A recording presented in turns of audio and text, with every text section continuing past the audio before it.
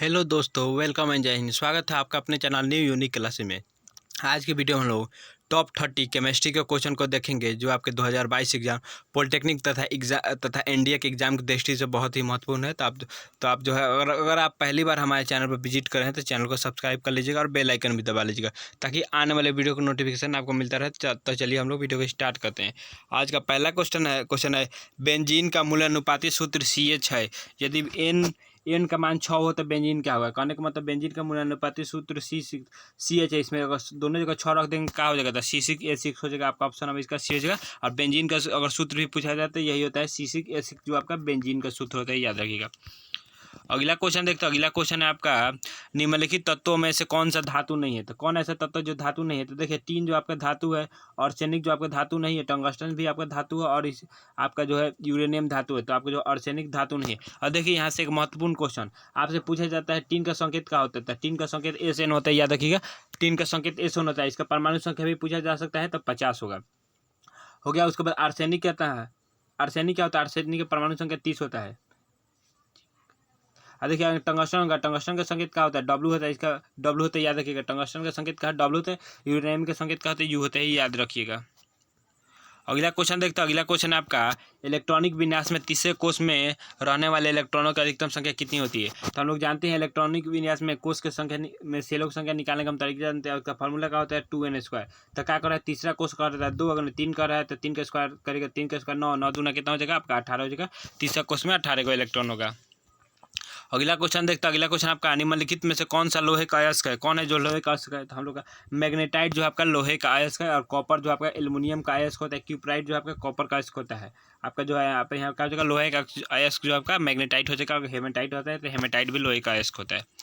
अगला क्वेश्चन देखते हैं। अगला क्वेश्चन आपका लोहे पर जंग लगने के लिए निम्नलिखित अवस्था में से कौन सी अवस्था आवश्यक है। तो लोहे पर जंग लगने के लिए आपको वायु और जल दोनों की उपस्थिति करनी होती है। आपका ऑप्शन में हो जाएगा, लोहे पर जंग लगने के लिए वायु और जल दोनों की उपस्थिति कारण होता है।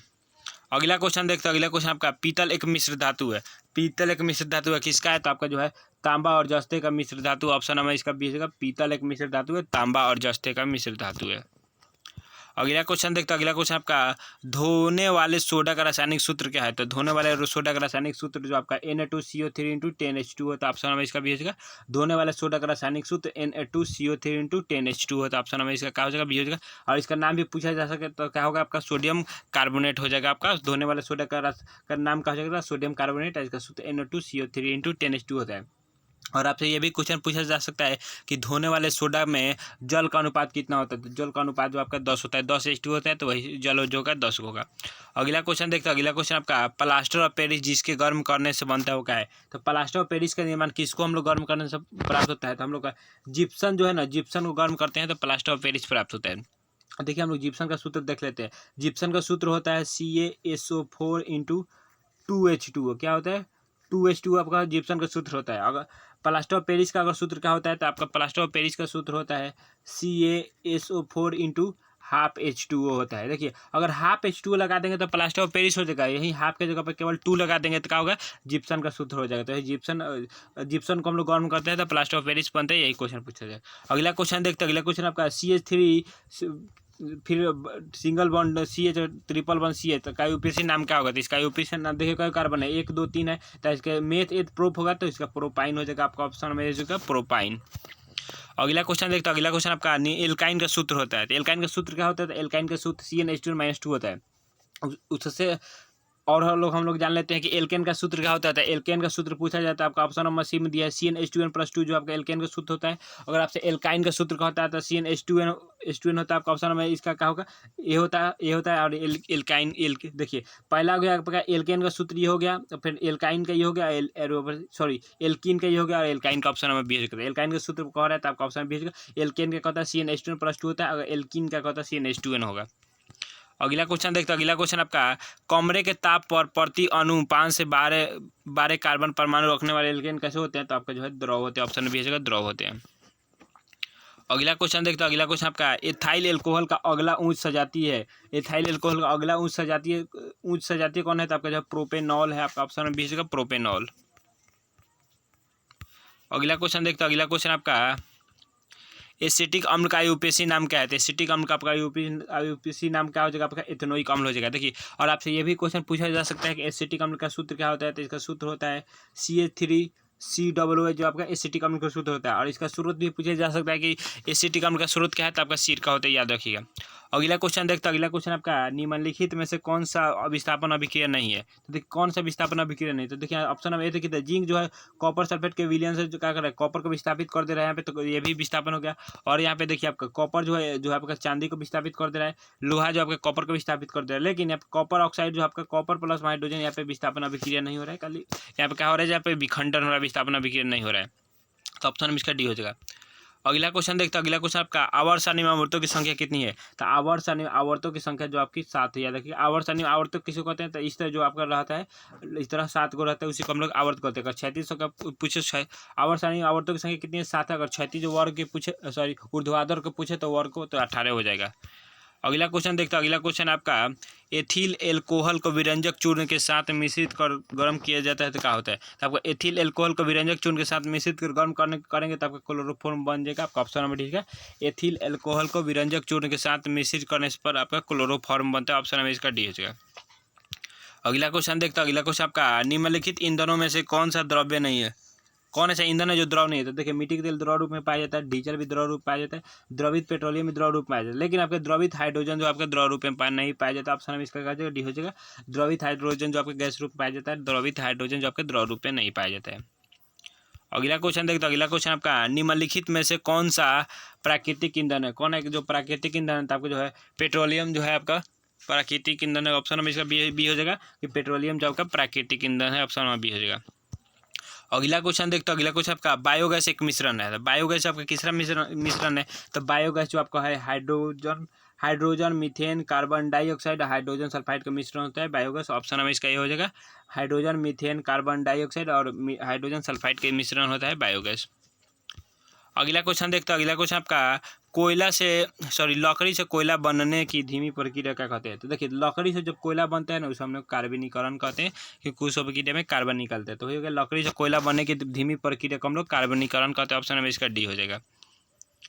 अगला क्वेश्चन देखते हैं। अगला क्वेश्चन आपका कोयले के निम्नलिखित प्रकारों में से किसमें कार्बन का अधिकतम प्रतिशत होती है? तो देखिए, कोयले का अधिकतम प्रकारों में कार्बन की सबसे अधिक मात्रा जो होता है आपके एंथ्रासाइड में होती है, जिसमें कार्बन की जो आपका 85% से 90% तक कार्बन पाया जाता है। और वही होगा आपके कार्बन की प्रतिशत मात्रा किसमें अधिकतम होती है? तो आपके एंथ्रासाइड में होती है।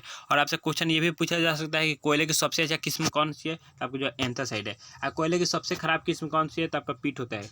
और आपसे ये भी क्वेश्चन पूछा जा सकता है कि जिस कोयले का उपयोग हम लोग घर में करते हैं वो कौन सा कोयला है? तो आपको जो बिटुमैनी कोयला है, मतलब बिटुमिनस कोयला। आपका ऑप्शन में इसका हो जाएगा। तो यहाँ पे क्या कुछ है, कोयले में जिसमें कार्बन का अधिक प्रतिशत मात्रा पाई जाती है, तो आपका जो है एंथ्रासाइड हो जाएगा।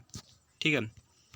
अगला क्वेश्चन देखते हैं। अगला क्वेश्चन आपका पेट्रोल की मांग पूरी करने के लिए पेट्रोल के कुछ उच्च क्वथनांक वाले हिस्से को जिस प्रक्रिया द्वारा पेट्रोल में परिवर्तित किया जाता है वो क्या होता है? तो आपको भंजन द्वारा किया जाता है। ऑप्शन है इसका बी हो जाएगा, भंजन द्वारा। अगला क्वेश्चन देखते हैं। अगला क्वेश्चन आपका अभिक्रिया कार्बन प्लस ऑक्सीजन अभिक्रिया करके CO2 प्लस 384 किलो जूल में कार्बन का उसमें मान कितना होता है? तो आपका जो 32 जूल किलो अगर पर ग्राम हो जाएगा। आपका ऑप्शन इसका बी हो जाएगा। अगला क्वेश्चन देखते हैं। अगला क्वेश्चन आपका सूर्य से पृथ्वी को प्रति वर्ग मीटर 1000 वाट की सौर शक्ति प्राप्त होती है। यदि संपूर्ण सौर शक्ति का प्रयोग 30 लीटर जल को 42 मिनट तक गर्म करके किया जाए तो जल में उपस्थित वृद्धि कितना होगी? तो आपको जब 20 डिग्री वृद्धि हो जाएगी। आपका ऑप्शन में इसका सी हो जाएगा। अगला क्वेश्चन देखते हैं। अगला क्वेश्चन आपका एक हाइड्रोजन परमाणु में अनुपस्थित मूल कण होते हैं। तो एक हाइड्रोजन परमाणु में अनुपस्थित मूल कण जो कौन होते हैं? तो आपका न्यूट्रॉन होते हैं। मतलब कि हाइड्रोजन परमाणु में न्यूट्रॉन नहीं पाया जाता है, ऐसे भी क्वेश्चन पूछा जा सकता है। अगला क्वेश्चन देखते हैं। अगला क्वेश्चन आपका कार्बन C613 में इलेक्ट्रॉनों की संख्या कितनी होगी? इलेक्ट्रॉनों और न्यूट्रॉनों की संख्या कितनी होगी? देखिए, तो हम लोग इलेक्ट्रॉनों की संख्या कितनी होती है? तो जितनी उसकी परमाणु संख्या होगी उसको इलेक्ट्रॉनों की संख्या होती है। तो देखिए, कार्बन की परमाणु संख्या 6 होती है, इलेक्ट्रॉनों की संख्या 6 हो गया। अगर न्यूट्रॉनों की संख्या निकालना है तो क्या करेंगे? द्रव्यमान संख्या में से इलेक्ट्रॉनों की संख्या घटा लेंगे। तो 13 में से 6 घटा लेंगे तो आपका जो है 7 हो जाएगा। ऑप्शन इसका बी हो जाएगा। अगला क्वेश्चन देखते हैं। अगला क्वेश्चन आपका एक नाभिकीय अभिक्रिया निम्नलिखित प्रकार की होती है। तो एक नाभिकीय अभिक्रिया जो आपका या जो क्या होता है उसमें निकलती है, जो तीन गो क्या होता है उसमें नाइट्रोजन क्या होता है, न्यूट्रॉन निकलता है। अगला क्वेश्चन देखते हैं। अगला क्वेश्चन आपका अधिकतर यूरेनियम जिस द्रव्यमान संख्या के आइसोटोप के रूप में पाए जाते हैं वो किसको होती है? तो आपको 238 जो है यूरेनियम जो पाया जाता है वो सबसे अधिक जो संख्या में आइसोटोप पाया जाता है 238 वाला। अगला क्वेश्चन देखते हैं। अगला क्वेश्चन है 200 मिलीग्राम जल में कितना यूरिया घोला जाए कि विलियन जो है 0.1 में बदल जाता है? आपको जो है 1.2 ग्राम घोला जाएगा। अगला क्वेश्चन देखते हैं। अगला क्वेश्चन आपका अमोनिया गैस के 22.044 × 10⁻23 में मोलों की संख्या कितनी होगी? तो हम लोग जानते हैं कि 1 मोल में कितना होता है, तो कितना कण होता है 6.022 × 10⁻23 होता है। तो आपका क्या करना है, तो इसका कितना होगा, तो इससे हम लोग भाग दे देंगे, तो कितना हो जाएगा आपका 2 मोल हो जाएगा। ऑप्शन नंबर इसका डी हो जाएगा 2 मोल। तो दोस्तों कैसा लगा वीडियो में कमेंट में जरूर बताएं। अगर आप पहली बार विजिट करें हमारे चैनल पर तो चैनल को सब्सक्राइब कर लीजिएगा और बेल आइकन भी दबा लीजिएगा।